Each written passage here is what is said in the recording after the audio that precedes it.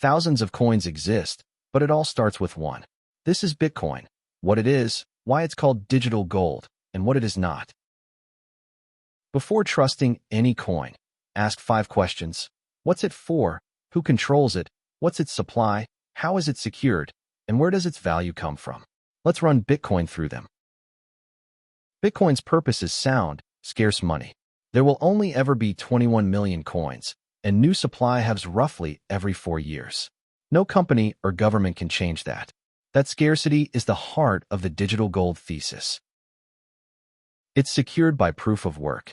Miners burn real electricity racing to add each block. Rewriting history would mean outspending the entire network, so honesty is enforced by physics and cost. Bitcoin is deliberately simple. It's not a platform for apps, it's slow, and it's not private. Every transaction is public forever. Its limitations are its strengths. A small, hard-to-change rule set makes it extraordinarily robust. And because its ledger is completely transparent, Bitcoin is the most thoroughly traced asset of all. Once the dominant currency of dark markets, it's now a poor choice for laundering, which is why criminals have moved to stable coins and privacy coins.